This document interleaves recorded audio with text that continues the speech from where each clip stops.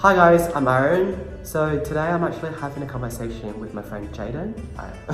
So we're going to compare a bit about the Chinese culture and Australian culture and to see if there's any similarity or differences between these two cultures. What we're going to do next is we prepare 3 questions for each other and we'll probably go through this.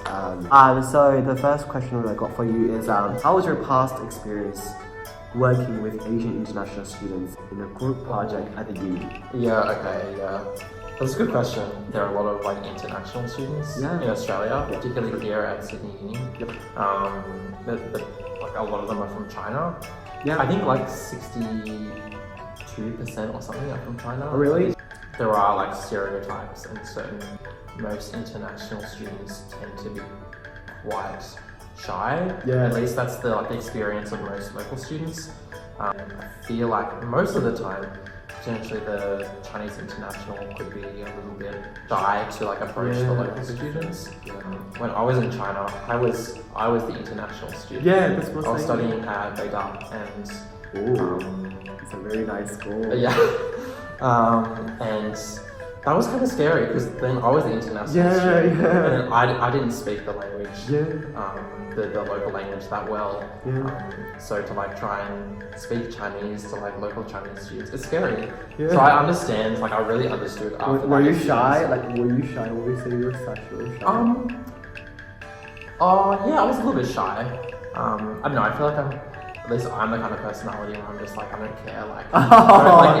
If you're gonna judge me for my bad Chinese skills, then whatever. I don't really care. But your strategy to some of the international students who tend to be shy.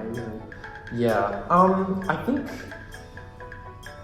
for me maybe it's a little bit different because I've been to China and can speak some of the language. So often if I'm in a situation where I'm trying to make friends with a Chinese international student or converse with them somewhat or something, I can talk about things, culture that I know, or music, Chinese music that I like, or food or whatever. Just being slow and simple with the way that you speak, the language issue. That'd be very helpful. And also don't be too shy or don't be too afraid of people judging you. If you're in another country studying or something, people aren't gonna bite you. People aren't gonna judge you or hurt you. Majority of the local people are being very nice and genuine to me. And they don't judge. I haven't known any local friends of mine who judge. I don't think anyone would judge anyone for language skills because Australia is a very diverse place. Everyone is from somewhere different. The thing is, if you, as an international student, you just take the initiative to approach the local people, Australian people, they will be actually very, very nice. I think some of the Australian people, they're just being very kind of clueless. That could be the case. Locals could perceive international students as shy, but then it also could be perceived as, you don't want to get to know me, you don't care about me. Then both parties don't, take the initiative to take the first date. That's right. Which is quite sad, but I think that's changing more and more these days. I think so. Moving to my second question is, do you buy some high-end luxury goods? No. Okay. First of all, most Australians aren't really that rich to just afford Gucci every other week. But then also, I feel if you are kind of rich in Australia, or if you're someone with Australian culture and you have a lot of money to spend on those things, it's probably less likely that you buy expensive clothes or that kind of thing. You might. There are some people, but I think it'd be more likely to spend that money on a house or investing that money, that kind of thing. It's not necessarily the priority. Definitely not. If you are very, very rich in Australia, buying those kind of streetwear Balenciaga kind of things isn't very common at all. So my one last question for you is, that's actually one of my favorite questions. Okay. So do Australian parents have high expectations for their children? Have you received a lot of pressures from the parents? I haven't. At least from my knowledge of China, I think in Australia it's a lot more relaxed, a lot more chilled out. Okay. Like parents' attitudes towards their kids. I'm so jealous. Studying and stuff. Australia, just in general, has a very relaxed. That's true. Very kind of culture, laid back, and agreeable. Everyone's attitude very towards everything. Yeah, that's right. In China, there's the Gaokao. Yep. Here in New South Wales, we have HSC. Yep. HSC is hard. Like it's. I know everyone in China is like, oh, Gaokao is so hard. Like it's hard in Australia too, because there's a lot of people trying very hard. A lot of places like America, as far as getting into university, it's really a combination of how you do in school, but then also your extracurriculars. Yeah, that's so true. like if you do sports, if you manage something, volunteering, these kinds of things. Australia is very similar to China. It's just you just get a number. You do your tests. They get scaled, the marks, and then you just end up with a single number at the end of it, which is called your ATAR. Yeah. And then that will basically determine whether or not you get into course. Okay. And also you've got only one opportunity to, can you just go back forward? That's right, yeah, you can't really kind of go back and redo it again. You can, actually, but no one really does. It's not common at all. But so my question is, because you said like your parents aren't being very pushing you to study real hard. Yeah. But how can you still be, very? Is it because you're a very self-disciplinary person, or? Well, I don't get that well at university, but I think maybe, or at least in my situation, I think maybe my parents just let me kind of handle it by myself. Maybe there's more kind of independence given by Australian parents to their kids. But where does your motivation come from? Right, okay, so if it's not my parents motivating me, right, I don't know, to get a nice job. And also it's interesting, at least with what I study, I find that interesting. I've always found it interesting. I don't know, I feel like with my kids in the future, I'll be relatively pressuring them. Why are you doing that to your children? I won't pressure them that much, but like maybe compared to a lot of other compared to Australians. your own parents. Maybe, although I think it depends on the kid, right? Like if the kid is self-motivated, then that's different. But if the kid really needs like a good whack on the head. Are you the only child in your family? No, I have a sister. I have a sister. This is kind of in terms of talking about the parents things, kind of it's very different. Yeah. Like Western parents and also compared with Asian parents. Yeah. Do you have any question for me? Alrighty, yeah, I do have 3 questions. Yep. So first of all, in general, like, what was it like growing up in China? Like, it kind of relate to my last question for you. I was born and raised in China, so I definitely get the whole vibe of the upbringing process of being a Chinese kid. Right. Yeah.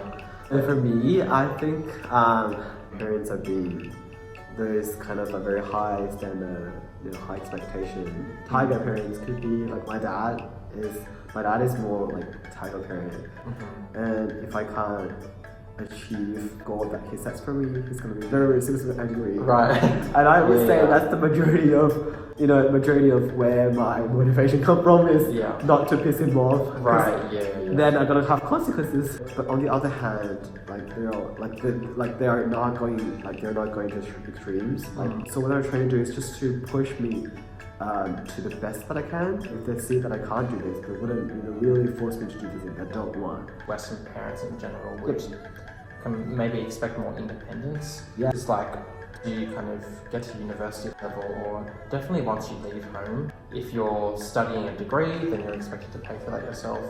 If you're eating food, then you're expected to pay for that yourself. You're expected to kind of work and have a job and kind of do everything yourself. But that actually kind of goes both ways. I think something that I kind of like about China is that there's more kind of interdependence in the families. Yeah. But something that's actually quite sad is that often when parents get old, kids will just put them into like retirement homes. There'll be less kind of I don't know the word, but like less support. I understand what you're saying. Like in China, it's kind of as you say, like Chinese culture is very complicated. But another way to look at it is actually we are kind of very interdependent. You know? Yeah, like very family oriented. Yeah, like when the kid is younger, their parents will give you a lot of support. And when the parents get older, most of the children will definitely take care of their parents as what they did when they were younger. Yeah. So that's a question I have. Is like, do you have hesitations to interact with local students? For me right now, I don't necessarily have that kind of hesitation. But I still remember when I first came to Australia, everything looked very different to me. First when I came to Australia was when I was in my undergrad, second like exchange semester in Brisbane, and that is literally my first time going abroad into an entirely new environment. Right. Yeah.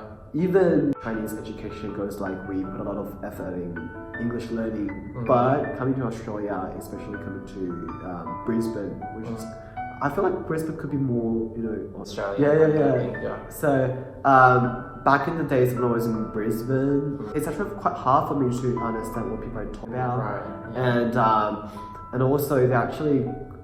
Think of it like it's my first time being abroad, and I couldn't understand the language that I thought I've been learning for years, but I couldn't understand the thing, and I felt like first I felt quite discouraged. Well, when I was at the uni, English and also talking to people that's different from me, actually quite challenging for me. So when I was in Brisbane, I was just like, don't talk to me anything, just try to avoid to say anything, even it's kind of necessary. But a lot of friends of mine, they like when it's necessary, they just talk to people around them. Yeah. All right.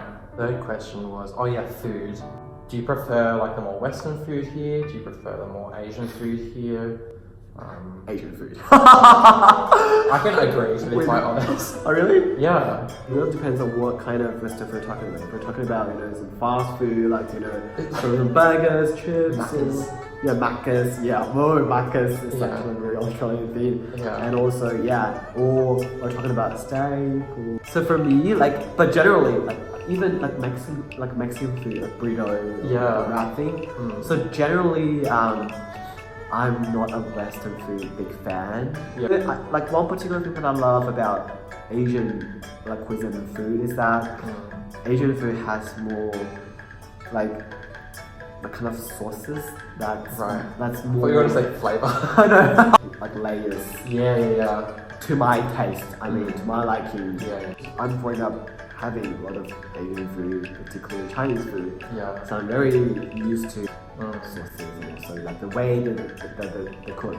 The Chinese people living in China. When I'm talking about Western food, the first thing that pops into my mind would be just burgers and chips and steak. Like beef steak. That's the most classical image of or maybe pizza. There's a lot of Pizza Huts and KFC. Pizza Hut is fancy as in China. There's pizza chains, right? Yeah. In Sydney, there's the Domino's, Pizza Hut, all these things, and they're quite they're cheap. It's fast food. But then Pizza Hut in China is very legit. It's like a fancy ass restaurant. You got your knife and fork. It's it's fancy. And also the whole vibe of it is kind of very dimmed lights. Yeah. It is I feel like many Western foods in China, the taste of it is not necessarily the same. Yeah. Something that I taste in here. I don't know actually. I mean, you can tell me. When I was in China, I didn't eat any Western food. Oh, in China, KFC and also Macca's, we have more Chinese kind of cuisine. Because the recipe is different. Yeah. 小龙虾. So basically, do you know what it's just like crayfish. Prawns, Yeah, it's kind of prawn and crayfish stuff. Fish is actually a very liked, thing in China. To try and kind of I love that. It tastes so good. Yeah. It's really, really amazing. That's the best thing I've ever tasted. So Yeah, that's very good.